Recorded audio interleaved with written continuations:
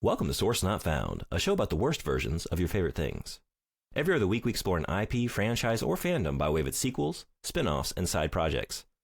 Basically anything but the source material. I'm Brandon June, and I'm not shrill, I'm resonant. And I'm Bill Woodall, and I am Leonardo da Vinci's boat shoes. Those are, okay, I guess let's just get right to it. They're the fucking Sub-Zero shoes yes, from Mortal I Kombat know. the novel. Thank you. I was thinking about that the entire time. God, guys, we're jumping right in real fast. This week we're covering Ever After, a Cinderella story from July 31st, 1998. Because it's close to Mother's Day. And so we want to celebrate mothers by talking about evil stepmothers. When you put it that way, yeah, and that it seemed like a good idea at the time. Yeah, it works. It kind of works. This is a movie, like, I remember the trailers coming out, and I had no idea it was a Cinderella movie. I always kind of, like, my conception of it was maybe because of the Romeo and Juliet, like, Baz Luhrmann thing, and I remember, like, the trailers having the scene where Danielle goes to the ball, and she's, like, all dressed up. I don't know, like, the angle and the sort of... The Just Breathe line, yeah. I thought it was going to be more like subversive and maybe adult than it was. Yeah, I mean, I didn't really know what to expect with this one. Well, it's really interesting because it is a Cinderella story that subverts several different tropes of the Cinderella story, which I can appreciate. But it was not made by Disney, despite the fact that it is currently on Disney Plus streaming. So I don't know how this happened. Because it's a 20th Century Fox is who made it. And so Disney just got their little claws on it. It's funny. So as usual, you tend to own a lot of the movies that we cover. I do. I almost never do. So I usually have to find a way to watch it. Usually I try and do it legally, just because usually that is an option. I watched Constantine through a Tubi. Sure. Had to suffer through some ads along the way. I remember, so She's the Man, I had to sign up for Paramount Plus for like a free trial. For this one, I saw that it was on Disney. I don't have Disney Plus, but there is one other place you can watch it. BYU TV. Do you know that one? Like Brigham Young University Television? Yes. They have a TV. Same. They have an app? They have a streaming service for family-friendly content. Yeah. What in the world is happening? Mormon programming. I just Googled like Ever After streaming and Disney came up, and then I also saw like also available on BYU TV, and I thought, what the fuck is this? Got in there, signed up. It's 90% stuff you've never heard of. Of course it is. Yeah, I'm sure. Just family friendly sitcoms, and then like some movies about like missionaries and their experience in like Tonga. Sure. And then the Wayne Brady show, or one of the Wayne. I think Wayne Brady has multiple shows. They got a Wayne Brady on there. I didn't know Wayne Brady was so heavily favored by BYU and that community. I mean, I remember him being pretty wholesome, like until he hit Chappelle's show on Who's Line. Yeah. Well, yeah. He had to stop smacking the bitch. Yeah. To get back into the good graces of the Church of Latter-day Saints. Yeah. Sure.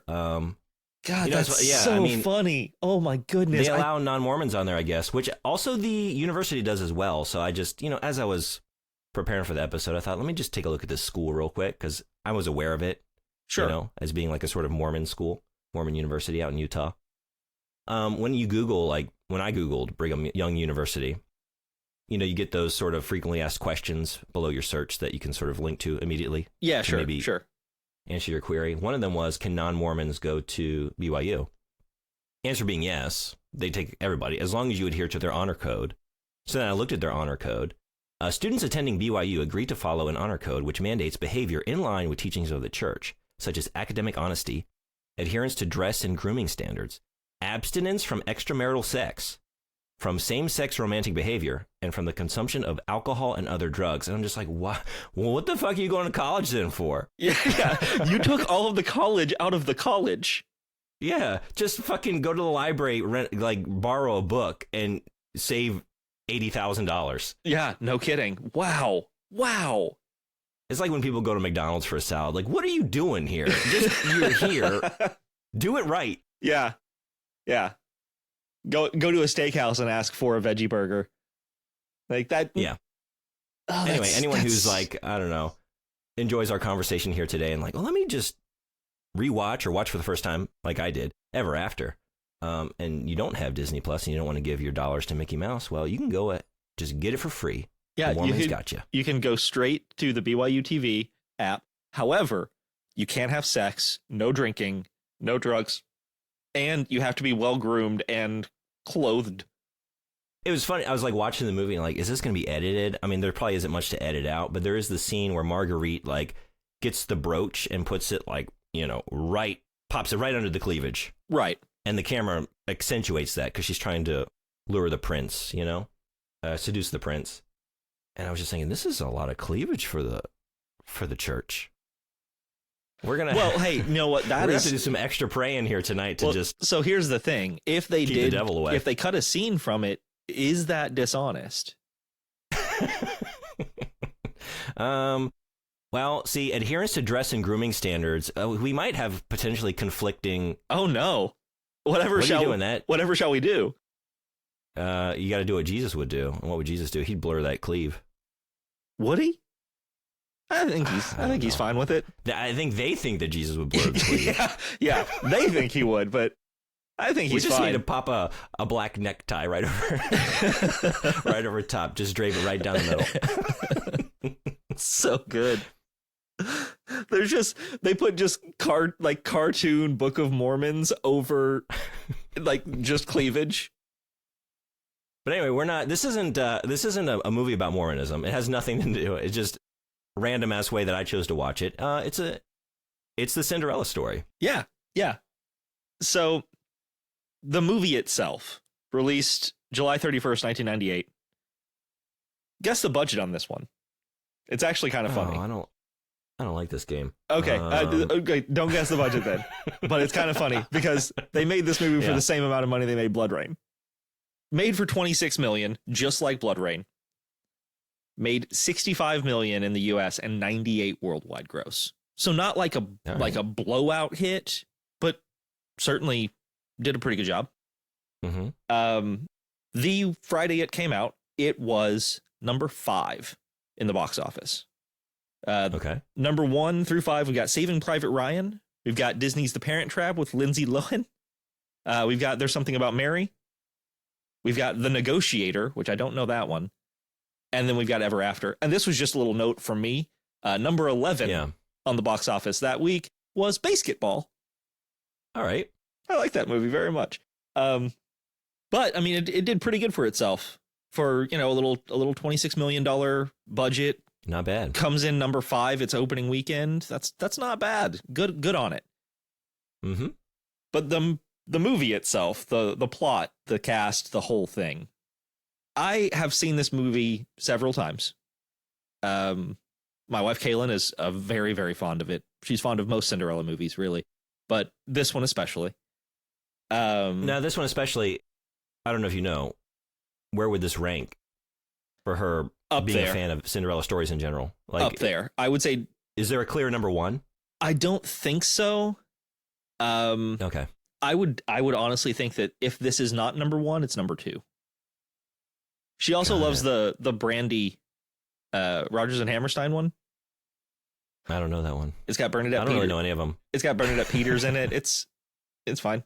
And she also wanted us to cover or recommended that we cover at least A Cinderella Story starring Hilary Duff and Chad Michael Murray, which would have been way too much like She's the Man, and I couldn't do it, man.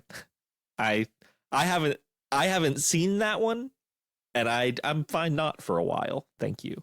Yeah, me too. But now the idea is out there in the ether, and it might come at manifest. Yeah. I know. I don't know if you can call it the original Cinderella, because like this is a story with, I don't know, hundreds, thousands of like variations throughout cultures, right?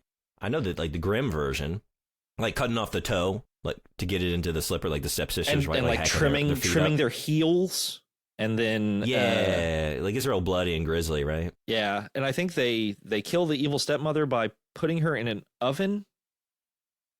Or I can't. I don't know that one. I don't remember. So I remember the ending of Snow White and Cinderella, but I constantly get what happens to the evil queen / the stepmother confused. One of them had to dance in red hot shoes until they died. Oh shit! Oh, that's familiar. What is that? Yeah, I couldn't remember if that's Cinderella or Snow White. So I don't remember what happens to the mother in Cinderella. I remember the stepsisters get their eyes plucked out by the pigeons or something, right? Yeah, it's gnarly. It is pretty gnarly. Anyway, know that, and I saw the Disney version when I was a kid. That's really it in terms of Cinderella. I haven't seen the live action or any other variations on it. But yeah, I think I don't know. I'm gonna go ahead and come out and say it. I like this movie. I was amazed to find that I did as well. I didn't want to watch it. I was like, as often is the case with some of our picks, some of the things I bring to the table. Yeah. Yeah, when it comes to Christmas princes and the like, I'm just like, fuck me. I don't know. Like, night before we record, like, all right, let me finally watch this. And I didn't do this the night before this time, but about 15, 20 minutes in, I just found myself like, oh, this isn't bad. Actually, this is pretty good. Actually, Anjelica Huston is, oh shit. Yes. Her alone. Anjelica Huston's eyebrows do more work than most of the supporting cast. She is, I mean, we could just do the podcast talking about her. Goddamn. Yeah. I'm a fan. Spectacular. I'm a fan. I think I was a fan of her because I loved the Addams Family movie growing up. I was a big fan of that. And then I'm a huge Wes Anderson fan. I think Royal Tenenbaums is the movie that, like, I'd seen movies and, like, as a kid and, oh, this is artistic or whatever, I guess. But that was the first, like, it hit me at that sort of peak, like, I'm ready to become a little pretentious for a while. Right. You know? I'm moving into my teenage years, about to be. And that movie hit me and I was like, oh, it can be this kind of art. Movies can do this. Yeah, anyway, yeah. Makes sense. Her role, like, her performance in that as well. Just, I'm a fan. Yeah. But God, man, it's just her in this movie. It's like, the closest I can think of as a comparison would be like Denzel Washington in Training Day, where just, you can see the evilness in them, like the malice, and it breaks out, but then the next scene, they'll be so warm and tender and sort of, they keep you strung along. Like they keep she keeps Danielle strung along, but then as the viewer too, like maybe she's a very complex character, there matriarch, and I've watched this movie so many times, but even this time rewatching it, the moment when she's very, very tender and it's just her and Danielle in the bedroom and she's like, yes, sometimes when I look into your eyes, I can almost see your father staring at me. Yes, I had that scene pulled out. I was like, did I forget something? Like, does she have, like, is there nobility here? Like, am I supposed to like her here? And then all of a sudden she turns completely around and does like absolutely horrid shit. And I'm like, okay, no. That was, she was being a bad version of herself. Got it. I had that scene pulled out and my note is like, oh, what a nice, interesting take on the sort of the archetype of the evil stepmother. Like now we have like actually complex, well-rounded, like a lot of depth to this character that's put in this archetypical role. And we're like sort of exploring that. And she's really not evil, and I just have that sort of like semi-crossed out once like she sells Danielle. Like, yeah, oh, no, she's pretty evil. Yeah, she's and like to sell your daughter. The whole like, I'm either give me the dress or I burn the book. Like give me your mother's last wishes for you to have, or I burn the last book your father gave you. And then she does both, and it's like, oh my God, you're the worst. Like, yeah, you're literally crushing the only possessions this poor girl has. I kind of put that one also on Marguerite more, maybe just because Marguerite can absolutely just jump off a cliff. Like she's a better focal point for the rage because she has no redeeming qualities. There's not a single redeeming moment that character has. Yeah, but I guess it reminded me of like the Training Day movie where just the experience of watching that too, like you are just it's so chaotic, right? Yeah. You don't even know how to really feel about this character because they're so good at manipulating the protagonist and then you as the viewer. And it's like, man, this should be up there talked about as like that level of performance. A character study. Yeah. It's a brilliant character study. I do want to say I don't know how much of the story of the movie we should necessarily. I mean, everyone knows Cinderella. Like it is one of those tales that is massively I don't know, it's part of the zeitgeist, right? Like evil stepmom wants to go to the ball, wants to fall in love with the prince, leaves a shoe behind, carriage turns into pumpkin at midnight, sort of thing. It's pretty. Sorry, just the way you just sort of did the synopsis. You start with the evil stepmom, and then you listed all of Cinderella's behaviors, and I just now I'm imagining like just the wholesome sort of whimsical tale of an evil stepmother whisked away to the mask to meet the prince, whisked and away to fall in love with the prince.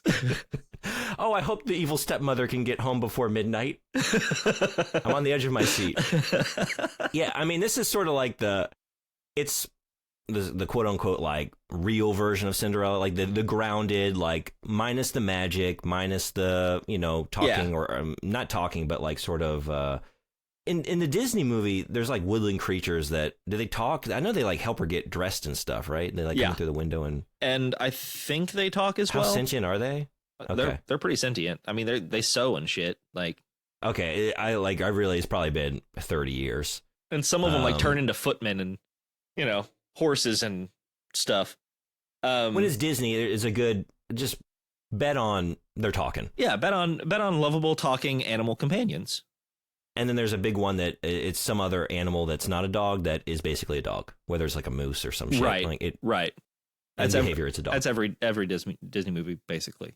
Yeah. We need that adorable animal companion that we can make a stuffed animal out of. But they do. So they take the general outline of the story, but they sort of, in other versions of the tale, right? The ball happens much earlier, and that's sort of like she meets the prince at the ball, leaves the shoe behind, and the story is more about the prince seeking out Cinderella. Right. And this one, they push that and make it the climax, and I think it's a very smart choice. And instead, you watch an unfolding relationship between Danielle, Cinderella, and the prince, because she's gone to the castle to get a servant back who's been sold into bondage and is pretending to be a noblewoman. Yeah, it's the first instance of the evil stepmother actually selling someone to cover her own debts. Yeah.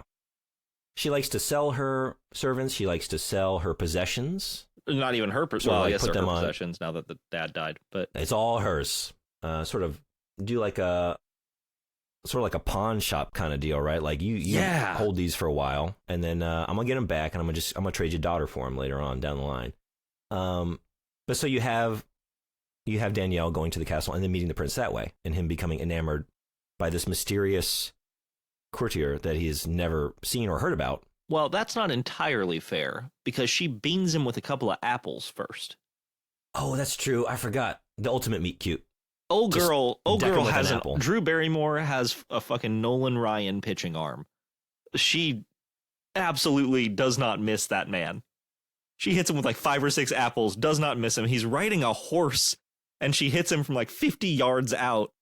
Yeah, I guess if we were going to do a more thorough accounting of the tale, like, it is Danielle kind of working. She does all the chores, right? She's working she's Cinderella. Yeah, everything around the house as the, I mean, should we just, like, you've got father, daughter, no mother. Mother's dead. New stepmother comes into the mix with 2 daughters. Father dies. Now immediately Danielle, makes it to the gate, turns around, just boom. Yeah. So now you've got her sort of just at the mercy of this evil stepmother figure. So she cooks, she cleans, she's told at one point to just go chase a chicken. She chases chickens. And you've got the prince sort of riding by, stealing one of their horses. Basically, and Danielle pegging him for a thief. And Danielle's like, oh, we can't have that. Yeah. And defending the family honor and family possessions, and just like gets him with an apple. But that's their first meeting, but it is her posing as a noblewoman coming into the castle town. Yes. And then him meeting her there. That really, maybe like deep in his subconscious, he's like, I've seen this face before, and it kind of excited me. Right. But that kind of sets it off. But all that to say, like, now you've got this prolonged, you've got multiple subplots here. You've got the subplot of like Danielle trying to keep up appearances throughout this narrative of like passing yourself off as the shit. I'm blanking on her name. What is her fake name? Her fake name is the Countess Nicole Caribou. Caribou Coffee. Yeah, Caribou Coffee. Something French, something fancy. But it was her mother's name. She actually takes her mother's name. Yeah, which eventually that's how we figure out. Well, that's how her identity is figured out because someone recalls who that is. That the baroness recalls who that is, right? Right. In a pivotal moment. But I like that. It made me more interested in the story because you have the developing romance. There's more depth to the romance, right? You're seeing it unfold. It's not just this chance momentary meeting at a ball and then, like love at first sight. And we just have to sort of accept that. And it's a fairy tale or whatever. Like this was grounded. This was believable to me. They had chemistry. You could see like they talked literature. She was a lot of what the prince is not. But then you also have moments of like courage and bravery on the part of the prince. And so you got well-rounded characters and a growing romance. And yeah, it does the one thing for me that a lot of these kind of like fairy tale romances always just avoid, and that is actually trying to build characters into loving one another, as opposed to saying, okay, well, you obviously have love at first sight, and that's like a medical condition, and you have it now, and so you live happily ever after because of the love at first sight. And yes, they have a whirlwind engagement or whatever. He only knows her for 5 days, but that's 5 days more than almost any other prince or princess gets in a lot of these fairy tales. Yeah, and they cover a lot of ground. I mean, literally, right? Like, they get lost in the woods. They go on hikes together, basically. She climbs trees, things like that. Yeah, they end up getting, she's in a tree, and old boy gets accosted by a group of people that are referred to by a slang that is for a group of nomadic Romani. Yeah, a slur that we're going to choose not to. Yeah, we're going to choose not to use that word. We're just going to call them nomads, I guess. That sounds fine to me. And that is the moment where you have, like, he even has a cool one-liner. What is it? Shoot. Games are afoot. I wrote it down. Yeah, he actually said, stay up there, milady, or whatever. There is a game afoot. Games are afoot. Yeah, he's cool. He's cool in that moment, right? Yeah. And he defends her. And up until now, you have not had the usual dynamic between them. Danielle, she's the more sort of courageous, inquisitive. She has him on his back foot constantly.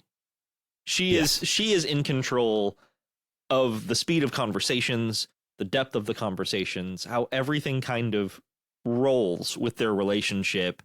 He is not just enamored by her, I think. He's also absolutely intimidated. And for the first time, it seems that the prince is like, oh no, I have met someone who can best me at almost everything. You have moments also almost where Danielle perceives it as, oh, he's mad at me. I overstepped my bounds. I'm so sorry. And he basically apologized. Like, no, I am so sort of taken aback by your passion. The passion you have in a single day is more than I've had for any subject in a lifetime. Something to that effect. Yeah. And he's like getting so sort of hard on himself and getting sort of introspective, like, why am I the way I am? And it comes through on his face. Yeah. And she kind of takes that as, oh, this is me. It's like, no, it truly is not you. It is me. Dougie Ray does a really good job emoting in this movie, especially when it comes to, like, for me, the way I looked at it was like, before the personality tidal wave that is Danielle, we have to assume the prince was more maybe like a little bit like a Marguerite. Like, kind of like self-involved, spoiled, overly polished sort of thing. And he is realizing as he meets Danielle, like, I don't want to be that ever. Like, why have I been this when I could be what I could like approach life the way she is? That's a good point. Like, one of the moments that sort of encapsulates his character turn is him going to his father, the king, and his mother, the queen, like in bed in the morning, and sort of like pushing open the drapes or whatever wildly and saying, I have an idea. I want to make a university that is open to the people.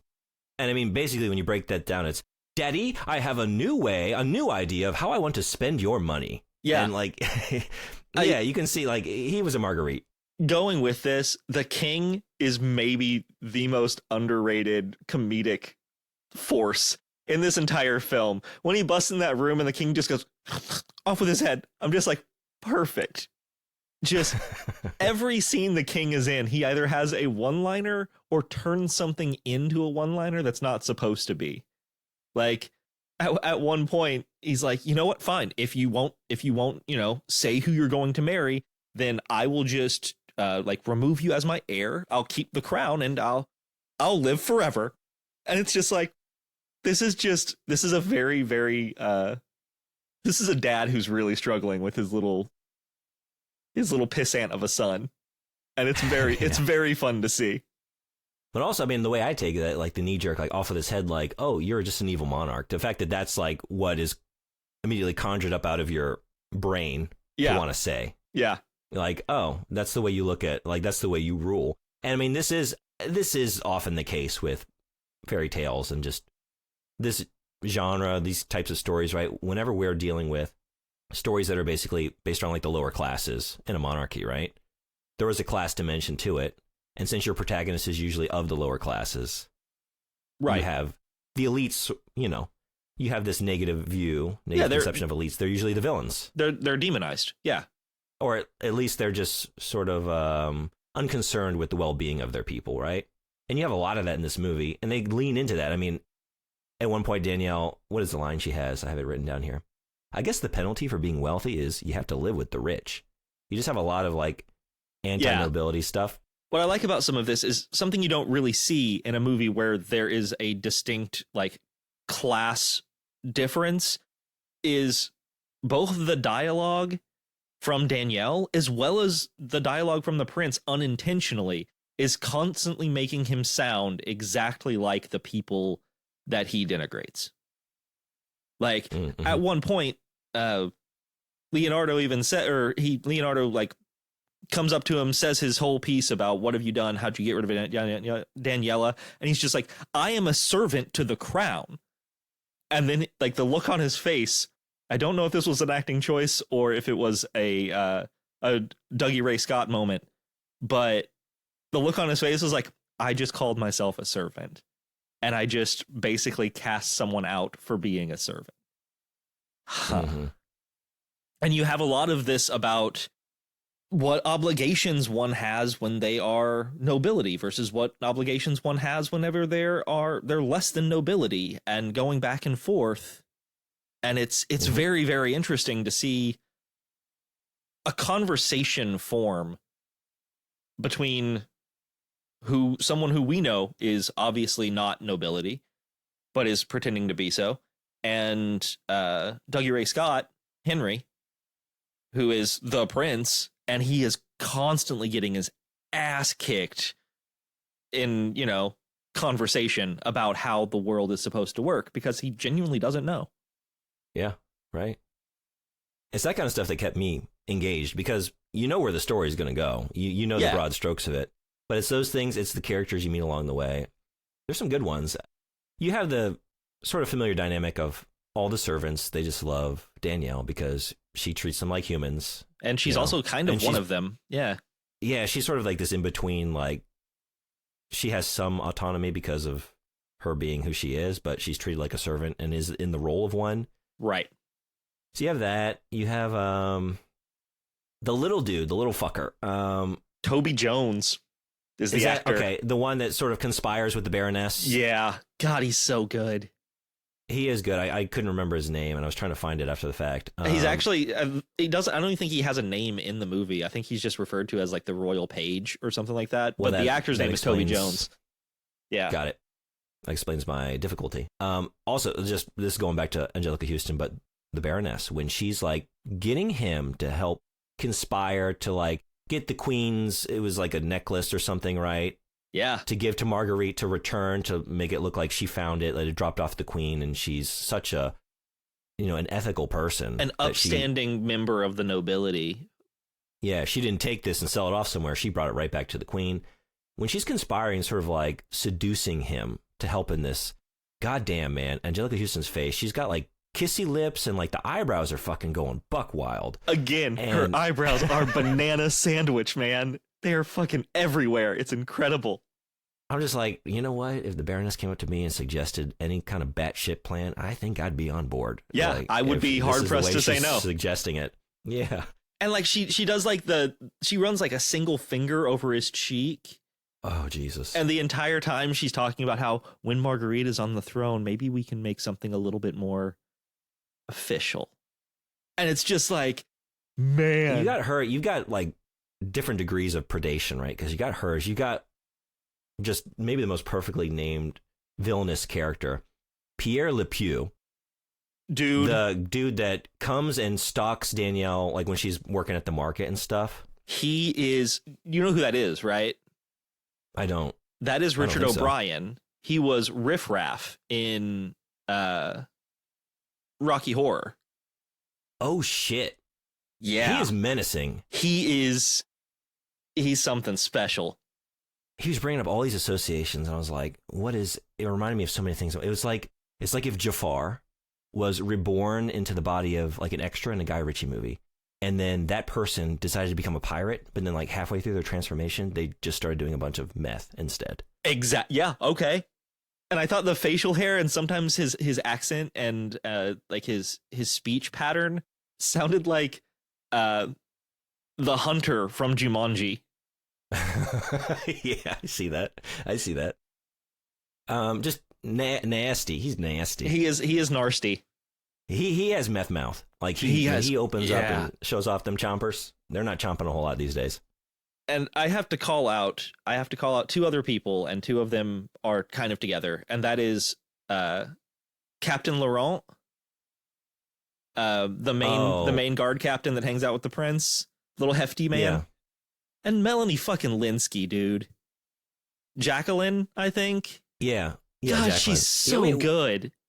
We haven't talked about this. This is an interesting play on the familiar trope. We don't have two evil stepsisters. We've got one evil stepsister and one.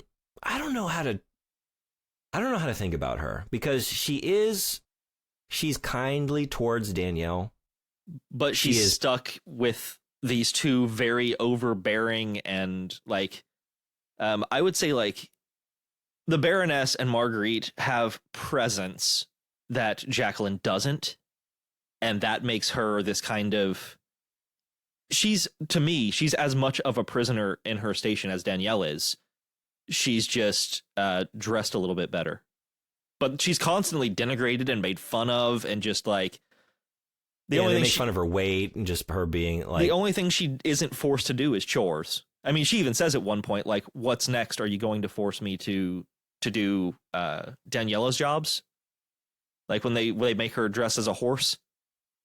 That's the thing. Like, she is bullied by her mother and her sister, but then she's also the product of them. So like her outlook and how she engages with the world is like, but I'm still above y'all, but I'm like kind to you, but I still know that like you're below me. And even it's after, I'm trying to remember which moment it is that Danielle gets punished and she gets whipped. It's after Utopia. It's after Utopia gets burned. Okay. It's Jacqueline who comes and sort of dresses her wounds, right? Yeah. As Danielle's splayed on the bed. But as she's caring for Danielle, she says to her, you know, you brought this on yourself. Yeah. And it's like moments like that, like, oh, it's kind of, it gives me the shivers, right? Like you're the, you know, sometimes you think about like the kindly face, the facade put on like evil in this world. And she has a little bit of a vibe like that, right? Like you are actually a vehicle for the same class dynamics and oppression of lower classes, and you make everyone feel a little bit better about it. You try to. It reminds me of like that classic saying, and it's most at least it's most well known to me in I think Boondock Saints, in the very beginning, where the priest is like, the only thing evil needs to win is when good men do and say nothing. Mm-hmm. Like that's kind of how I see her, is like maybe she is good, in a way. I mean, obviously she has a redeeming moment at the end because she turns against her family to help Danielle, but she doesn't have the will or the character strength to actually go through with going against her mom and Marguerite. It's so interesting to me watching the movie. Like, I don't know what's intentional. I don't know if like they really are trying to make, I mean, having Melanie, is it Melanie Linsky? Melanie Linsky, yeah. Having Melanie Linsky play the role, and she's just an immediately lovable presence on the screen. Yeah. And I wonder if like the intention was, oh, she's the good stepsister. You know, she's kind, and at the end she's rewarded, right? Narratively. Sure. And that's what we're trying to do. But me watching it, like, there's all these subtle little dimensions to her character. Yeah. Where there's depth there. There's something to think about. It's like what we're talking about now. Like, are you sort of a way to subtly also have this other idea within your movie about the ineffectualness of, like you said, the good soldier, right? The one who's just following orders, that says nothing, does nothing, goes along for the ride, maybe has some opposition to the way things are, but benefits from the system and thus never really truly challenges it, even though they are in a position to do so. I also, maybe this kind of goes along with that, but her reward at the end is actually a lowering of her class. She just marries a royal guard. Like, he's not nobility. Her mom was a baroness. That's true. Yeah. Like, she is of noble blood, and instead she's like, I'm gonna fall in love with this guy who is not of noble birth, it would seem. And I can be happy the same way Danielle can be happy if I don't follow the expectation of my mother and sister. Which to me is a reward, right? She finds a way to just be herself. And also she doesn't end up down below serving with her mother and sister. And also, dude, like, the apple's a meat cute, but goddamn, at the ball, and just like her on one side of the table and the captain of the guard on the other, and they're just like, you know, neighing at each other, picking, just winning with the fucking horse head. I don't know what is going on there, but it's sort of like a masquerade ball, right? And they got like horse heads on top, and it's sort of like fail son to fail daughter. Like, I found you. Yeah, you exactly. It's two people that are so overwhelmed with the world that they have to live in, and then they make eye contact and they're like, you're also overwhelmed. Yeah. This is great. The true romance of the movie. The true romance of the movie is Laurent and Jacqueline. That's the ever after. But speaking of that scene, and, you know, we may jump around a little bit, but that's because this is, you know, one of those movies that it feels right to. I think, like you mentioned, everyone, if you don't know the Cinderella story, I mean, I think just take 30 seconds and Google it. Like, refresh yourself. Yeah, but like, we're playing on the assumption that we all know this. And if you don't know the Cinderella story, I'm pretty sure you know the Cinderella story. You just don't remember it. Yeah, right.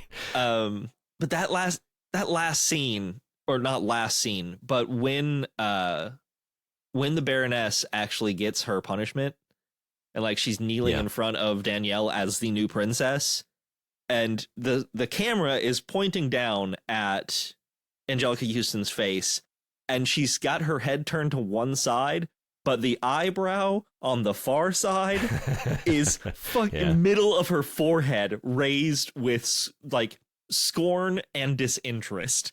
It is so good. And oh god, that scene, just her eyebrow work. It's one of the more satisfying ends to a villainous character, right? And thinking about, like, we mentioned the original, or not the original, at least the grim version of the fairy tale for me, right? Getting eyes pecked out. To me, this is just so much more satisfying, really. Like, I don't really revel in straight human misery, you know? To me, it's like a punishment that fits the crime. Like, oh, for you to have to now become what you so detested, what like you put upon your servants to have this sort of life, and now you are in that role for the rest of your life. And when they're down there, even with their punishment, she's still like, oh no, I don't have to do that, I'm management. And the woman walks by and she's like, you're both pissing me off, and knocks him in the big vat of purple dye. I'm just like, this is very, very good. This is a very, very good ending. she does remind like when I was in high school, you know, and had jobs at like, I don't know, like Michael's Arts and Crafts and stuff, and like, oh, you are the haughty middle manager, like you're assistant manager to the store, and you're here and you think you're just like fucking the queen, yeah, and you're ruling this place, and that's how she's going to be down there. I mean, I feel bad for everyone else down there. What were they? They're like dying cloth or something, right? They were just the laundrettes, I think. But she falls into a vat and they're all of like dye. Purpley, right? Yeah. I think it's both the laundry and like dye, because she's like, okay, take these clothes, move them over here. There's people folding white linens in one corner. So, and I have no idea how medieval laundrettes happened or what they did, but like, I don't think she will be the middle manager down there, because that stout older lady is going to beat their ass until they follow rules. Well, that's what I'm saying. Like, she's projecting that she is, and then after the fact, like the store manager comes up, like, you don't have the power to do that. Did you just fire someone? This is my store. What the fuck? Yeah. Hire them back immediately and apologize. Yeah. You know? Okay, I have a very important question for you, actually. Yeah. Because this is we've talked about like going away from the tropes and how that kind of works with this film, and I think it works very well. I have two instances that I really was curious about how you saw them. Okay. The first one is Danielle rescuing herself from Pierre Le Pew. Instead of having like the prince show up to rescue, I thought it's such a good fucking scene where she actually like pulls the blade from his side, cuts his face up, and like pulls this. My father was a master swordsman and he taught me well. Give me the key or I will cut you from navel to nose. And it's navel just like, nose is a good phrase. Yeah. Yeah. I was like, damn. All right. And then the prince shows up minutes after she's unshackled herself. And he's like, I came to rescue you. And she's like, but I'm just a servant. And then starts walking away. And I'm like, my man, you are in the doghouse. You shat the bed something fierce. And you have this very powerful woman to contend with now. I do love that idea of showing up for the rescue and you're just 5 minutes too late. Like, oh, no, she got out. Yeah, she did it herself. She don't need no man. The other one. So just for you to say that, right? Yeah. I think this is the perfect. It happens sometimes where we've got media. I think of like Captain Marvel's one. That's also the intention of the movie. You don't need no man, right? Right.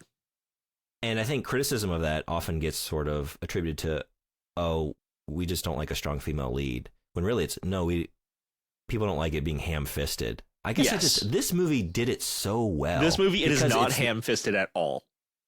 It's not. I mean, it's like if you broke it down and did like a feminist reading of the film, yes, it is such. But it's not like every 5 minutes by way of, I don't know, like a No Doubt track on the soundtrack or, right. You know, or just like very sort of on its face, ham-fisted, over-explanatory dialogue. Like, hey, just so you know, elbow the audience. This is a feminist retelling of Cinderella. It is such, but like, this is when it's done right. And I feel like that's a lot of what we see sometimes when you see the backlash to certain attempts to do this in like modern media. And it is because you get like edgelord internet types that I think they might be against it even when it's done well. Right. Yeah, you know that there's not a single edgelord internet type who is like, guys, I fucking love Ever After. It slaps. Such a good movie. You see backlash to like movies that I don't like, say like a Captain Marvel, right? A Blood Rain. And it's like, oh, yeah, it's like the reason you don't like this is actually the wrong reason. You never see like the additional like Ever After did it right. This movie just needed to be more like Ever After. Right. But like that's actually just what it needs to be. Like, wouldn't that actually be fucking awesome?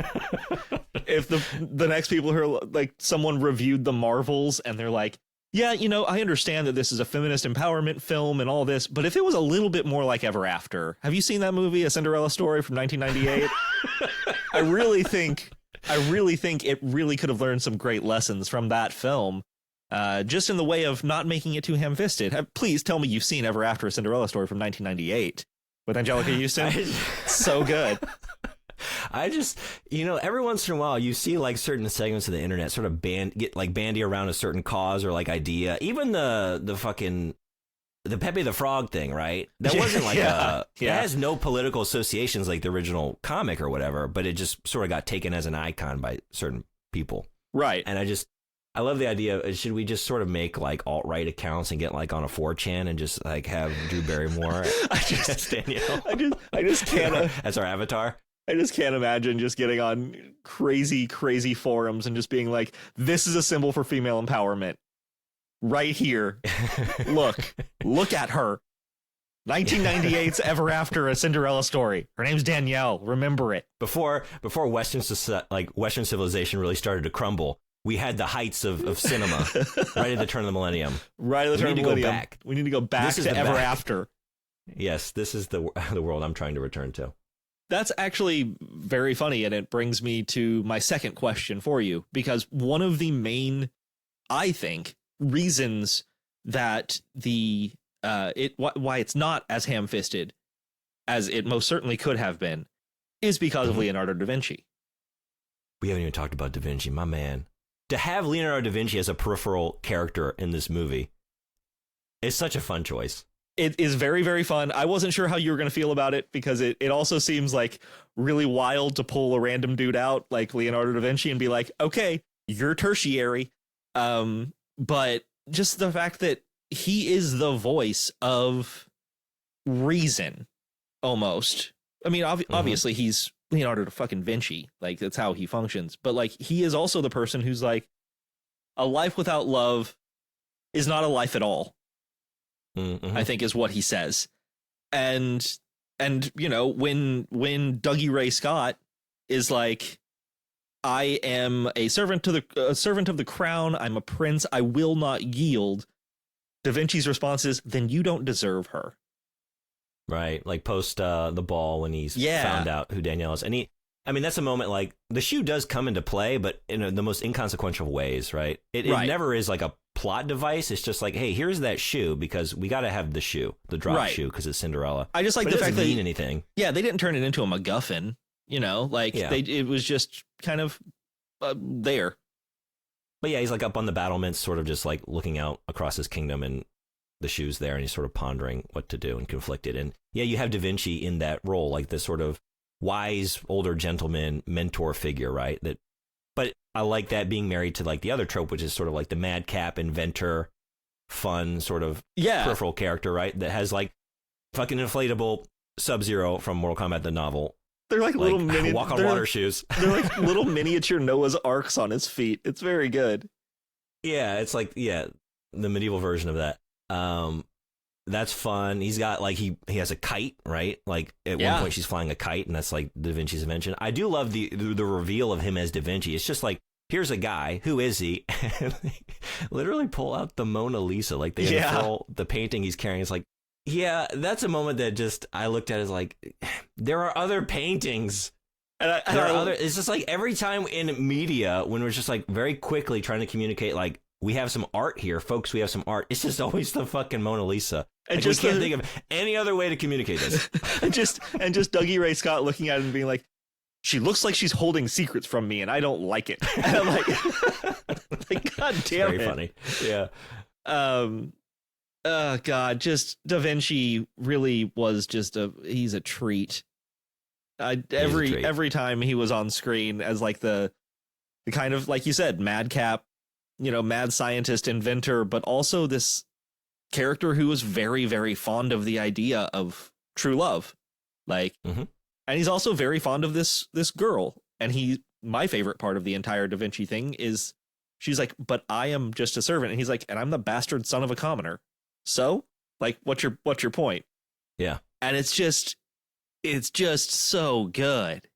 He is so good. I think it's just, these stories, they continue to exist for a reason. They're powerful. These fairy tales, these archetypes, right? These tropes. Yeah. There's inherent power in all of these character types and in a familiar narrative. And I think this movie is the perfect balance of, it satisfies on those grounds. It's not subverting to the extent that it undercuts the power of the original, or the power of the character, right? We don't like so subvert it that it's just the butt of a joke and we leech all the power out of them, right? The prince is sort of ineffectual, but he has moments of courage and bravery, and he has redeeming character qualities, and he also grows as a character throughout the film. Right. And so to have that, but then also to subvert it to the extent where we're playing with the narrative, we have these fun turns. Oh, you know, whether it's like the more kindly stepsister, the more, I mean, I love Danielle, like the Cinderella character, as so much of like the original story. And this happens a lot. Like, why do we identify with the protagonist? Because they're oppressed, and like their oppression, their poor circumstances is them, is their personality, is their character. And that's why we like them. And this, it's like, no, she's an active, like interesting, inquisitive, courageous, intelligent, and also just like, yeah, an empathetic character. Like, she's got all these great qualities, and it's not just about her being in bad circumstances. That certainly aids for us to identify with her as viewers. And I love that, like, where they choose to expand, where they choose to sort of change, it hits all the right notes. I mean, the credits rolled on this, and I thought, well, I'm not really one to seek out a Cinderella movie. It's just not my thing. Right. But the fact that I was in for the whole ride, and I finished that movie feeling very satisfied with just like how it ended narratively and where all the characters ended up. And the fact that it, you know, it's not like it's not like it's not a David Lynch film or something. I'm not like left scratching my head. Like, I wonder the implications of this. Like, it is what it is on its face, and that's fine. But the fact that there is some depth, and the fact that we've found things to talk about with, like, we don't really actually know with, like, say, Jacqueline, like, what the film is trying to communicate, but there is, like, sort of some room there for different interpretations here of, like, characters and choices. Just, how could you ask for more in a movie like this? Yeah. Really. I have one other scene that I wanted to talk about or ask you about, really, because I think it's the best example of character growth in the movie. I'm not sure what you're going to think about it. But when Dougie Ray is getting married to the Spanish princess. Oh God. And I love this scene. She's crying so hard the entire time. Through this entire movie, we have seen Dougie Ray mostly be a pretty stoic character, unless he is with Danielle.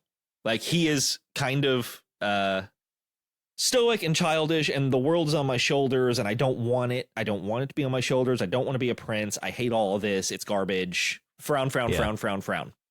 But when he is sitting there or kneeling there in front of this cardinal or something, and she is sobbing, and all of a sudden he just starts laughing his ass off.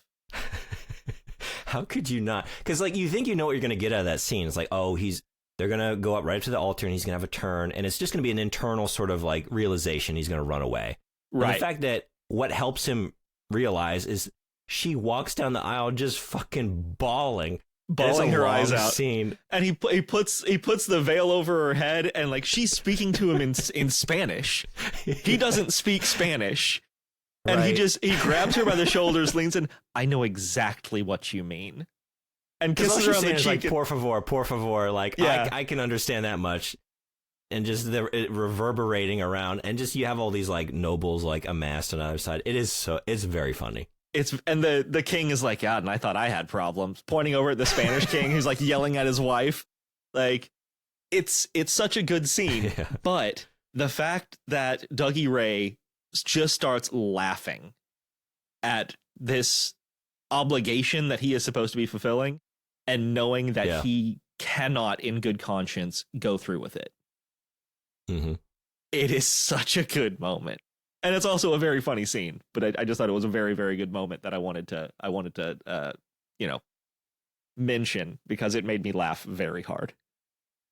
Yeah. I mean, that really just summarizes it for me, right? Again, just there are these moments, there are these characters along the way that make it a fun ride. Yeah. To the finish. Yeah. And genuinely surprised that was a scene that the reason it was funny is because I just didn't expect that. Yeah. For that dimension of it. Yeah. I like that a lot.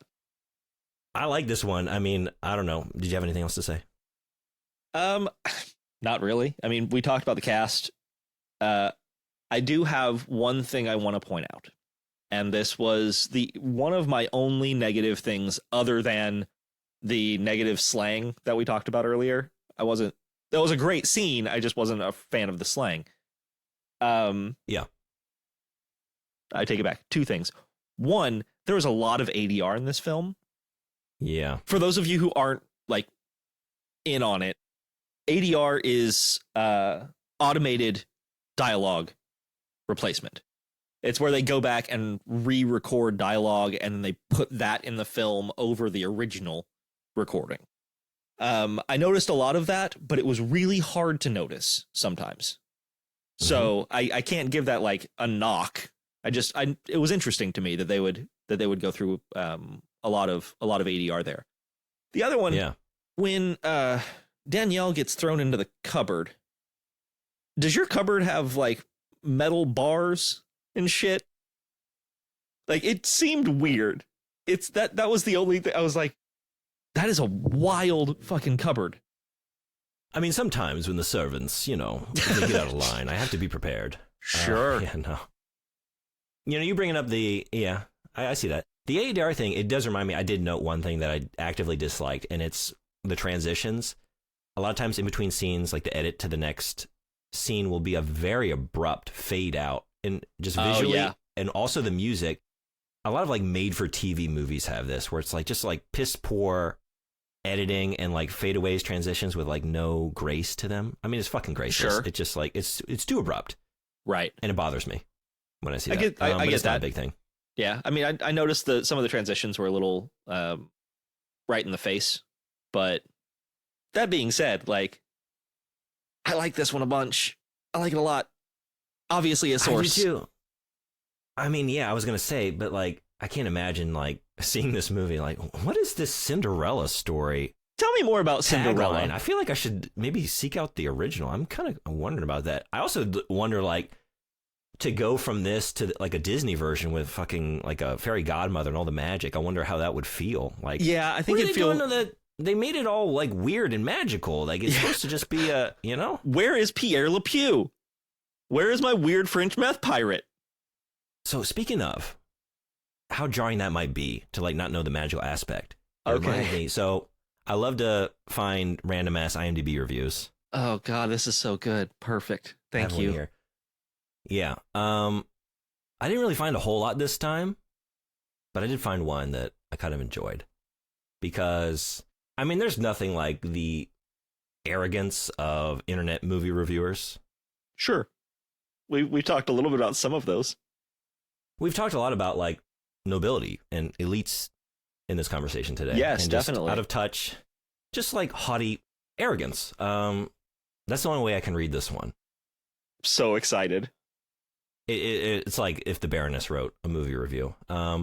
It's also like riddled with typos and like weird syntax. But at first I was like, because the username is Uruguay 2.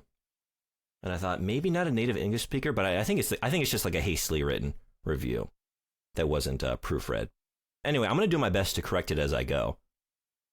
So you're welcome, Uruguay 2. Yeah, good job. Written October 31st, 2000. So this is how this person chose to spend their Halloween. A 3 out of 10. Headline: A Diane Dupother's bio? ? This is supposed to be the true story of the Cinderella myth of a young girl who married the Dauphin. I suppose that this is inspired in the Danielle Dupother's life, a court dame who became the mistress, not the wife who was the famous Catherine de Medici, of Henry II de Valois, who ruled the country with him until his death in 1558. The movie recreates very well the Rinascimento ages. That includes one of the most prominent figures, Leonardo da Vinci. But there is too much boring dialogue. Danielle looks too much strong, and the historical failures are evident. For example, the Spanish dynasty was a German family, so they were thin and blonde, not like Cuban refugees. And Thomas More wrote Utopia only 5 years before Da Vinci disease, so how could Danielle read that book when she was a child? Queen Mary was Charles V's sister, and was the stepmother, not the mother of the Dauphin. Also, I cannot remember if France had lands in America at that time, etc. I prefer 100 more times Disney magical and charming movies. Things that here do not appear. However, the cast was good. The best performance was made by Anjelica Huston, a very versatile actress who needs more important roles. There is also good Dougie Scott as the prince, and in her little moments, Melanie Linsky, the perfidy girl of heavenly creatures. Even still, I think that Kate Winslet was the best option for the role. But Drew Barrymore looks beautiful, and her performance is not bad. More than that, she convinced me as the goody heroine. This movie is a kind of lucrative Hollywood redemption to an ex-bad girl. I give to this boring movie a 3 for their performances and the age reconstruction. I have 2 comments. One, Daniela is much too strong. And 2, when your voice wasn't high, you sounded like George Takei. I don't do voices. Once again, I don't do voices. You I just sounded like fucking like... Sulu, my man. But not Sulu then, Sulu now. Like, you sounded like at any moment you're just going to go, oh my. Oh my, this is supposed to be the true story. That is of Cinderella. so good. It's so good. Oh, God. All I could do, because I don't know how to do any accents or anything, just like, well, what does my heart do when I want it to be arrogant? So I guess it's George Takei. Oh, fuck. Star Trek, call me. That review, basically, I think I know who wrote it. Oh, yeah. It's a history major that is also taking 2 film classes. Like, it is a 20-year-old guy who has taken just, your regular history classes on whatever time periods, but he also took like a film critic class. And so now he's like, okay, I can use all of my schooling on this one review. It has to mean something. You always, like, often after undergrad, you get out like, what was it all for? Thanks, BYU. I didn't have sex for 4 years for this? For this? So I could write a review about fucking the Spaniards being run by a German family and not Cuban refugees? I just can't imagine coming to this movie and, like, the takeaway being, like, the historical accuracy was not there. Yeah, I mean, it's like it's a fairy tale. It's literally not supposed to be. They call it a Cinderella story. Like, it's folklore. I mean, I don't know, but I just in general, like, that whole outlook on movies, right? Like, oh, plot hole here. That didn't, like, if you just give yourself over to the thrall of the narrative, right? And let it pull you along. Like, I just don't tend to worry about stuff like that anyway. And also, like, if you're going to your movies, even if you're going to like a biopic or just anything for, like, not even just accuracy, like historical, like to become informed about something in history, like you're in the wrong place. It's a movie. Like, if you want to get educated, maybe books, like maybe seek out, like go to the library and actually read about this, because a movie, its primary focus is to just entertain. There's actually a monastery in this movie that you could go to. They had tons of books there. It was great. It's probably still around. Yeah. This is a McDonald's. Stop ordering the salad. Yeah, don't get a salad. God, that's so good. Man, I don't. This movie is fun. This is a good movie. I like this movie. Seal of approval. I don't know what else to say. Yeah, it was. I recommend it. God, that's 2 good ones in a row, though, bud. What are we doing here? We're about to get something bad's about to happen. We're something's coming down the pipe. We're about to get another Bible Adventures or something, man. But housekeeping stuff real fast. Check out our Patreon. We do every month. We have a new exclusive episode. They get pretty wild and crazy over there. A little less structured than our main feed stuff. Email us at sourcenotfoundpod@gmail.com. Let us know what you thought about this movie. Hey, what about the historical inaccuracies that you caught? Send them our way. And then you can also... we want to do a whole correction segment on the next show. A whole corrections and omissions, all about Ever After, a Cinderella Story from 1998. We're also on Facebook, Instagram. Check us out. Source Not Found podcast. And I mean, God, check out Brandon on Twitch, playing all those video games based on Cinderella. Yeah. Twitch.tv/LeJunebug. Link down in the show notes. And with that, guys, happy Mother's Day to all of our evil stepmothers, whether we have them or if we don't. And don't forget to check your toilets for Freddy Krueger and keep an eye out for all those white vans with clowns in them. Stay slinging those apples. Stay shooing. Stay shooing. Stay smooching. Stay smooching. Smooch that prince. Smooch your prince. Right on the lips. Oh, we can't take that. No, we can't. Stand by another Cut that. Oh, cut that.